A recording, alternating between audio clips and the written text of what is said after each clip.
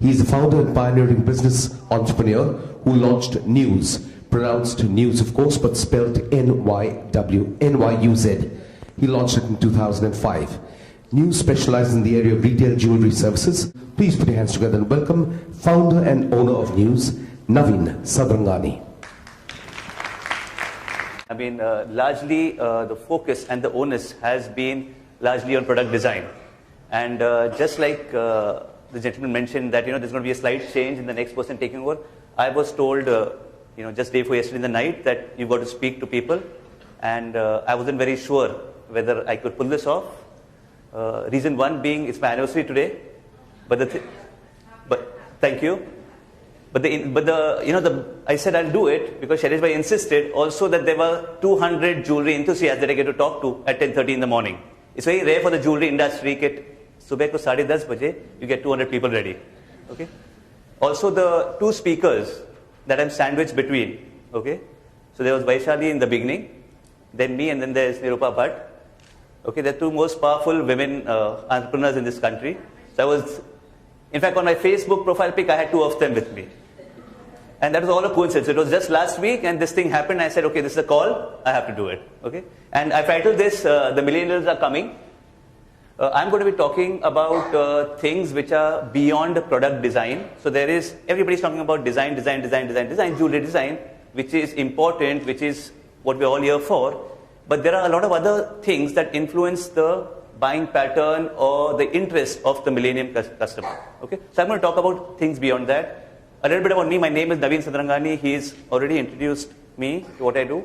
I run a small unit called NYUZ. NYUZ comes from the meaning of my name. Naveen ka matlab local language mein naya, so that's new. My surname is very long, Sadarangani. I take the S from it. New plus S becomes NYUZ. I can't trademark NEWS, so I spell it as NYUZ. I buy the .com. Okay? So earlier people thought NYUZ is, there are 4 partners or it's in New York something. No, it's actually my name just put together in the fame of a brand. It's not the age, it is the characteristic which defines a millennial. So a millennial is typically a person who is very confident. That's how people look at a millennial. A confident customer, very brash, very bold, ready to take their own decisions. So this is what a millennial is all about. Okay? For them, they are looking, when they go to a jewelry store or when they're looking at jewelry buying or when they think jewelry, they are looking more than just the product. They're looking at the overall thing that they're going to get. They're okay with paying for the value addition. They're okay with paying for the experience. This is what the millennial customer is about. The jeweler, on the other hand, is not necessarily of the millennial. He could be of Gen X, which means somebody between 1960 to 1970 born. Now this is where the gap lies. The consumer is evolving faster and is more exposed than the person who's selling it to them. So what I'm going to be sharing with you are a few anecdotes, a few examples, a few real world situations of what I've been doing and some what I've been watching, which influence consumer buying patterns right at the counter. Okay? When you talk about fashion, can you tell me a couple of brands that come to your mind when you think fashion? Zara, okay. On the higher end, Burberry, Versace, Chanel, Gucci, Prada, LV. Okay. So fashion, when we think fashion, we think of all of these international brands, most of them associated with clothes. Okay. But the millennial is accepting all of that, but the way he uses those brands or the way he adorns those brands are very different. So millennial is okay with that extravagant spend, but he creates his own style statement after using this. So it's not necessarily that he'll wear a Prada or wear Chanel or she'll be wearing those things and showing it off. The thing of the past, till the last decade, people actually wore these top brands just to show it off. But today, a millennial, the way the lady is evolving, she's okay with buying these because she's comfortable in them, but she's going to carry it off with her own style quotient. She could match it with something Indian and she would be more comfortable. Because for her, it's not about the fashion statement or the brand, it's about her style quotient. So when we are dealing with this, like Vaishali rightly said, understand the consumer first. Okay? When the lady is bold, when she knows what she wants, when she knows that how she's going to carry it off, the entire method of proposing the piece or the solution is going to be very different from the way you try to sell a product. Okay? So whether it is fashion, whether it is style, okay? When we are here talking at design inspiration, design is integral to both. Whether it is fashion, whether it is style, there is a design quotient which is extremely important and integral to both. I'm going to be sharing with you a few things which have design influences. Here the design influences are not with reference only to the product. Here the design influences have reference to things related to what makes a product sell. So what are the things beyond the product what make a product sell on the consumer space? Come on, anybody? So very good. Actually says buying experience. Visual merchandising. So visual merchandising, like you rightly said, I mean, when I see these ads at times by a couple of jewelry brands, and when they ask for wanted visual merchandisers, and most people who apply don't even know what VM means. For them, merchandising and visual merchandising is the same thing. Oh, I've been doing this. ये poster को visual merchandising बोलते हैं. हमने merchandising किया है, हमने ये किया है. So even the subject of visual merchandising is unclear to all. But yes, like you're rightly saying, visual merchandising is extremely important in the process of selling a designing product. So there is VM, there is the customer experiences, there is advertising, there is PR, there are all of these influences which can be designed.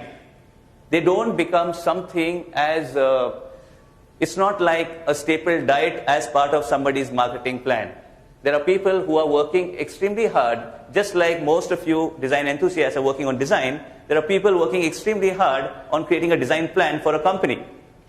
There is strategy in creating, there is design in creating a business plan, there is design in creating an advertising idea, there is design in creating a customer retention management program. Now when we are thinking design, I belong to that part of the design circuit, the jewelry industry, where I'm designing more than just the product. In fact, I'm designing everything but the product. Okay? I work on something called the 4 C's, which are coaching, consulting, creative services, conceptual creations, where I'm working on largely designing areas of retail which are beyond product. The competition has gone up, and what has been noticed is that when jewelry sells, almost 60 to 70% of a store's sales happen from a customer who's been buying from them regularly. There are new customers, but for a high-end store, loyalty matters more because he has more and more customers buying from him year on year. So there is a 30%, 40% new customer coming in, but 60% of a store sales come from the existing customer. So retentionship is a big issue. It's a big program. It's something which needs design also. So beyond product, there is a design to retentionship. There's something interesting that we did with a store called Anmol. We designed something called a retention program called Anmol Hub. It so happened that at a point of time, maybe a decade or two back, the owner of the store, a gentleman called Ishu Datwani, which a few of you know, he would be greeting each of his customers with a hug. As the store grew, distances grew. You had a manager, you had a sales manager, you had a CRM manager, you had a customer service manager, you have salespeople, and you have a nice small cabin or a niche for yourself, which means that you don't get to meet every customer. So every customer doesn't get the hug. So we designed a plan where every customer should still get the warmth of Anmol. And the whole thought was that if you want to deliver warmth to the customer, and you have an interface which is the customer sales associate or the manager who's there in between who's going to deliver that, you got to keep him happy first. If you keep your people happy, who are your internal customers, they will take care of your external customers. So we designed something called the Anmol Hug program, where we took care of the people inside so that they could take care of the people outside. So what went wrong was there was something called this. So the whole idea was a strategy called Hum Anmol Hain. Okay, so jewelry is Anmol, design is Anmol, gold is Anmol, diamonds are Anmol. But what is more Anmol is the precious commitment that we share. So the campaign showed right from the security guard who welcomes you with an infectious warmth to the passion of the entrepreneur who's made this small boutique store. And it covered every person. Yeah.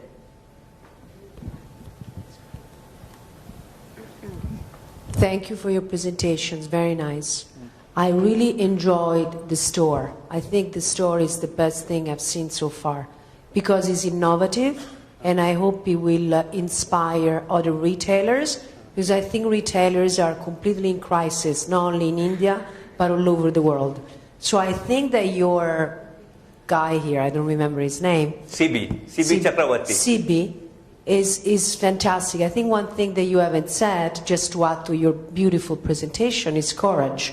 The courage of thinking out of the box, of being daring. It's not just design. You have to have guts to think out of the box. So the guy, I think one element that is very, very interesting, not just for millennia, but for people that lives in the millennium, is the fact that you get entertained and you learn when you walk in a store. So the fact that it teaches like a small class of the 4 C's, it gives, I think that the consumer feels empowered of what they're going to do, and they are entertained, and they get coffee. So it's kind of a lifestyle. So I hope that your colleagues here and the retailer will get a lot of inspiration from that. So I just wanted to say thank you for that. Thanks a lot. I mean, and the only reason like I did this was that, you know, we are doing design every day. Everybody's going to talk to you about design, but this part of it, okay, is also as critical to the retail process, because the best design actually is the one that sells. So if it sells, that's a good design.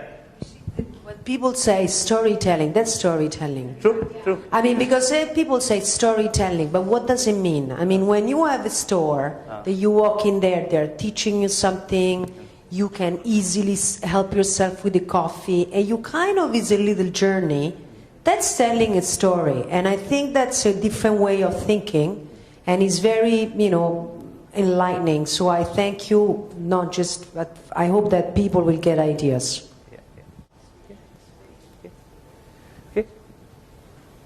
Thank you very much. Ladies and gentlemen, please put your hands together for Mr. Navin Satranani for that wonderful presentation. Opens a lot of insights, lots of thoughts, and I'll request Ms. Nirupa Bhatt, member of the Promotions, Marketing and Business Development Committee of GJEPC and Managing Director, India and the Middle East for GIA, to make the presentation and give Mr. Satranani a small token of appreciation and gratitude.